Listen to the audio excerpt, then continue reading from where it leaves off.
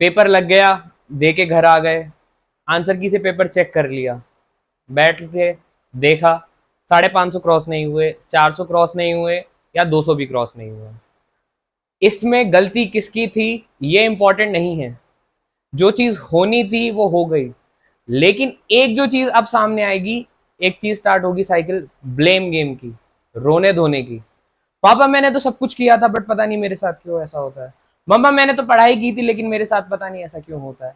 I did my best. If you have done your best you need not justify it. और सबसे important, ये blame game खेल के खुद को और अपने पेरेंट्स को डिसीव मत करो। You know best. क्या तूने 20 साल पहले के पेपर लगाए थे या नहीं लगाए थे?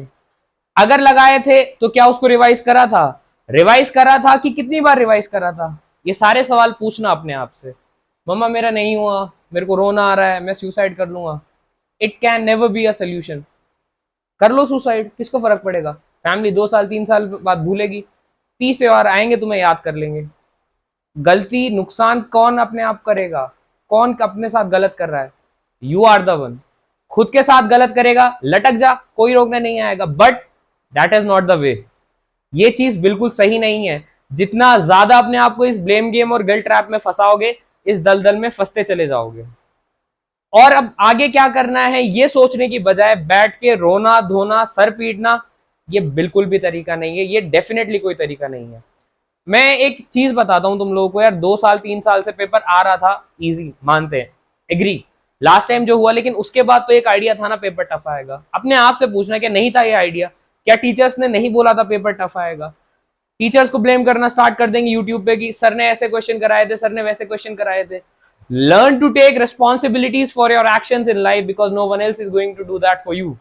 कोई नहीं करने वाला तेरे लिए, तुझे करना है। कॉलेज तुझे जाना है, डॉक्टर तुझे बनना है। कोई तेरे लिए ये काम नहीं करेगा, ना तेरे पेरेंट्स, ना तेरे टीचर्स, ना तेरे भाई बहन, ना तेरी गर्लफ्रेंड, ना तेरा boyfriend. Because everyone has their own work to do. No one is free for you. कोई ठाला नहीं बैठा तेरे लिए, आजा लल्ला बेटा तेरे को चुप करा लू, माँ बाप कर लेंगे और कोई तीसरा आदमी नहीं करेगा। ब्लेम गेम बंद कर यार, कॉपी पेन उठा, डिसाइड कर। अभी तक अगर आंसर की आ चुकी है ना, ऑफिशियल नहीं है बट अनऑफिशियली बहुत इंस्टीट्यूट्स ने आंसर की अपलोड कर दी है, करिए या नहीं करिए? कर दी है ना। बैठ भाई, उसको चेक कर तेरे कितने नंबर बन रहे हैं और देख तू 500 क्रॉस कर रहा है नहीं कर रहा जनरल कैटेगरी में। ईडब्ल्यूएस या ओबीसी के लिए तू 500 या 450 के बीच में ला रहा है नहीं ला रहा, और एससी एसटी में अगर तू 300 से भी नीचे ला रहा है ना, तो भाई कोई दूसरा स्कोप सोच ले। नीट कब तक देगा? कब तक वही एनसीईआरटी, वही फिजिक्स, वही मॉड्यूल्स? ना भाई, दैट इज नॉट लाइफ। कब तक सिर्फ नीट करेगा? और अगर ऑनेस्ट अटेम्प्ट दिया था, फर्स्ट या सेकंड अटेम्प्ट था, मैक्स तीसरा अटेम्प्ट था, और फिर भी नहीं हो रहा, बंद कर भाई। 100% दे दिया ना। मैं ये बात सिर्फ उन लोगों से कर रहा हूं जिन्होंने अपनी तरफ से मेहनत करी है, जिन्होंने पढ़ाई ही नहीं, जिन्होंने कुछ किया ही नहीं, पूरे साल लफंडरगिरी गिरी है, उनसे ये बात नहीं कर रहा। सबसे पहले तो रोना बंद कर बैठ के, लाइफ एंड डेथ की बात नहीं है। उठ, बांध कमर, क्या डरता है, फिर देख खुदा क्या करता है। उठ तो सही यार, तैयारी तो कर। बैठ के रोता ही रहेगा क्या? पेपर ऐसा आया, पेपर वैसा आया, आ गया पेपर ऐसा। तू क्या एक्सपेक्ट कर रहा है कि तेरे पास हमेशा पैरासिटामोल वाला पेशेंट आएगा जिसको तू डायक्लो का इंजेक्शन देके घर भेज देगा? बी अ मैच्योर गाय यार। आरटीए का पेशेंट आएगा खुला सर लेके, खुली खोपड़ी लेके, क्या करेगा? रोने लग जाएगा क्या वहां पे कि मैंने पढ़ा नहीं था ये सब, या मेरे सिलेबस में नहीं आया था, या मैंने प्रीवियस जो पेशेंट देखे थे मुझे आरटीए का केस नहीं मिला था? क्या करेगा? सुसाइड का केस आएगा तेरे पास, मर्डर का केस आएगा, होमिसाइड का आएगा, हैंगिंग का आएगा, ड्राउनिंग के पेशेंट्स आएंगे। कितने कितने जमानों से गड़ी हुई बॉडी एक्सह्यूम होके तेरे पास आएंगी कि भाई इसको चेक करे, फॉरेंसिक रिपोर्ट बना। अबे क्या करेगा? वहां भी बैठ के ये बोलेगा क्या मैंने मेरे पीवाईक्यू में ये नहीं करा था, या टेस्ट में ये सब नहीं किया था, या प्रीवियस जो पेशेंट देखे उन सब में नहीं करा था? बंद कर भाई ये सब यार, हो गया इमोशनल गेम, बस अब खत्म, अब नहीं करना। बैठ, कॉपी पेन लेके बैठ, पेपर एनालाइज कर, अपनी गलतियां ढूंढ। अगर दोबारा तैयारी करनी है तो, नहीं तैयारी करनी तो सेकेंडरी ऑप्शन ढूंढ। घर में बैठ के ऐसा माहौल मत बना कि तूने सब कुछ किया था, तू एक अबला नर या अबला नारी है। नहीं भाई, ये रेस्पॉन्सिबिलिटी तेरी थी, सबको पता था इस बार पेपर टफ आने वाला है। मेजॉरिटी लोग ये बात बोल रहे थे कि पेपर टफ आएगा। आई एग्री, इतना टफ आएगा, no one expected it, but you know कि टफ आने वाला है, तो you have to be ready for the worst. तुझे क्या पता था क्या पेपर इतना ही टफ आएगा कि कोई रेंज फिक्स थी? अब तू बोलेगा सर टीचर ने ऐसे कह दिया था, तो टीचर ने तो कह दिया था ना, अब क्या कर रहे हैं टीचर्स? उनकी गलती नहीं है ना यार, वो सिर्फ प्रेजेंट सिनेरियो जज करके बता सकते हैं कि क्या करना है। You are the one who have to decide क्या करना है, कितने उठाता ना, लगाता ना 30 साल के क्वेश्चन पेपर पीवाईक्यूज, फिर देखता तेरे से कैसे सॉल्व नहीं होते। लगाता 30 साल के पीवाईक्यूज 10 बार, 8 बार, 9 बार, करता तो सही उनको रिवाइज बैठ के, आ गया बैठ के सेंटर पे बैठ के, फिर अब रो रहा है यार मैंने अपना 100% कर दिया, मैं अब कुछ नहीं करने वाला, मैं बस परेशान हो गया। अबे क्यों, किसको धोखा दे रहा है? Learn to take responsibilities for your action. दोबारा ये बात बोल रहा हूं because no one else is going to do that for you. मेरी बातें चुभ रही होंगी, बहुत बुरी लग रही होंगी कि ऐसे कैसे बात कर रहा है ये, सच्चाई बता रहा हूं ना। जिंदगी में हमेशा आसान रास्ते थोड़ी ना मिलेंगे। Life is not a bed of roses, it is a path of thorns. इतना आसान नहीं है, इतने ट्रायल्स और ट्राइबुलेशंस फेस करोगे even after getting into the mid school, you can't imagine. बात अभी चुभ रही होगी बट मेरे लफ्जों से ना कर मेरे किरदार का फैसला, तेरी हस्ती मिट जाएगी मेरी हकीकत ढूंढते ढूंढते। आई माइट बी सेइंग कि मैं हार्श हूं अभी के मौके पे, but I have a reason. मेरे पास एक पोटेंशियल कारण है क्यों मैं ये हार्श बोल रहा हूं। क्यों? क्योंकि प्यार अभी तुम्हें नहीं समझ आएगा।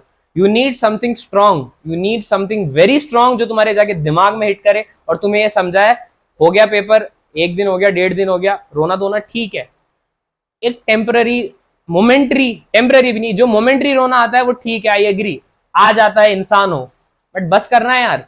कब तक, कब तक बैठ के रोता रहेगा? रो तू इधर रहा है, उधर तेरी पेरेंट्स की हालत खराब हो रही है, तो क्या ये तो सोच। 17-18 साल के तो हो गए होंगे ना, 19-20 साल के भी तो हो गए होंगे ना। अब तो अपने लिए कुछ करो, कुछ तो सोचो अपने बारे में। कब तक नन्ना मुन्ना राई बन के गोद में बैठना है यार? डिसीजन ले। पापा नीड नहीं देनी, सीधा बोल जाके, नहीं है बस की मेरी, कुछ और मेरे से करा दो। और है हिम्मत तो खड़ा हो, पापा कोचिंग दिला दो, ऐप दिला दो, या सिर्फ स्टडी करूंगा। ये वाला जेनरे में घुस जा, इस जोन में घुस जा। बाहर हाउस रोने धोने से बंद कर बस यार, रो लिया बहुत, खत्म, टाटा बाय बाय, अब नहीं रोना, रो लिया जितना रोना था, बस कर, बस कर, ब्लेम गेम बंद कर। कब तक ब्लेम गेम खेलेगा? कब तक, कितने सालों तक? पेपर अगली बार और टफ आ जाएगा, क्या कर लेगा तू? इजी बना दिया तो क्या कर लेगा तू? क्या एनटीए को तेरे ऊपर कोई जवाबदेही बनती है क्या कि श्रीमान जी आपके लिए पेपर इजी बनाएंगे नेक्स्ट ईयर? नहीं बनाएगा वो। 2015-14 के पेपर देखता तो सही उठा के एक बार, पता तो चलता, थोड़ा तो टफ जाता, मेंस लेवल के क्वेश्चन करता ना। लास्ट के 2 महीने बैठ के पढ़ाई स्टार्ट करोगे और फिर एक्सपेक्ट करोगे पेपर इजी आएगा कि टफ आएगा। जिन्होंने पूरी ईमानदारी से मेहनत करी है ना, उन लोगों को पता है कि उनके कितने नंबर आ रहे हैं और वो सेटिस्फाइड है कि मेरे 550 आएंगे, तो 550 में मिलने के चांस है भाई इस बार कॉलेज। इस बार नहीं आने 720 सबके, इस बार नहीं आएंगे 50-50 लोगों के 720। जिन्होंने मेहनत करी है तो उनको मिलेगा रिटर्न, वेट तो करो। रोना स्टार्ट, अच्छा रो भी वो लोग रहे हैं जिन्होंने तैयारी भी ईमानदारी से नहीं करी थी, सबके लिए नहीं बोल रहा, मेजोरिटी। क्यों? अपनी गलतियां कवर करने के लिए, क्योंकि अब एक बार रीजन मिल चुका है, पेपर टफ आया था, मैं क्या करता। अरे क्यों यार आया था पेपर टफ, तू कोर्स में भी तो ऐसे जाना चाहता है। तेरे हाथ में किसी की जिंदगी और मौत रहने वाली है यार। तेरा एक गलत इंसिजन, एक गलत सूचर पेशेंट की, समझ रहा है इसका मतलब? बोलना नहीं चाहता मैं, खत्म वहीं पे मामला, tata bye bye goodbye, सो जाओ, ले जाओ पेशेंट को, डेट डिक्लेयर कर देना। क्या करेगा? Medicine is not easy, it is damn difficult, dam sucking. खून चूस लेगी तेरे अंदर का पूरा भाई। तू आने से पहले ही रो रहा है यार, वो भी पेपर टफनेस देख के। ठीक है ना, टफ आया कोई बात नहीं, अपने आप को हिम्मत बांध, घर वालों को हिम्मत बंधा, बट तुझे तो रोने से फुर्सत ही नहीं मिल रही, तुझे ब्लेम गेम खेलने से फुर्सत नहीं मिल रही है। बंद कर ब्लेम गेम, बंद कर भाई, बंद कर। थोड़े हार्श हैं words, but this is the dam reality. समझ जाओगे, वक्त रहते समझ जाओगे तो कुछ अच्छा कर जाओगे। रोते रहोगे, सिवाय तुम्हारे पेरेंट्स के और खुद को तुम किसी को हर्ट नहीं करने वाले, बिकॉज नो वन केयर्स। किसी को किसी से कुछ फर्क नहीं पड़ता है, बार बार बोल रहा हूं, किसी को किसी से कोई फर्क नहीं पड़ता है। यू आर द वन जो अपने लिए अकाउंटेबल होना चाहिए, जो रेस्पॉन्सिबल होना चाहिए, ना टीचर्स, इवन मैं तो बोलता हूं पेरेंट्स भी नहीं यार। अगर पेरेंट्स को इतना पता होता तो वो तुम्हें पढ़ा देते ना, उन्हें सारी फैसिलिटीज दी है ना तुम लोगों को, उसका 100% यूटिलाइजेशन किसको करना था? अपने दिल पे हाथ रख के पूछना, तूने कितने पीवाईक्यूज करे थे कितने साल के, और तेरा ये जवाब आया ना कि 3 साल 4 साल, तो भाई फिर रोने का कोई मतलब नहीं है।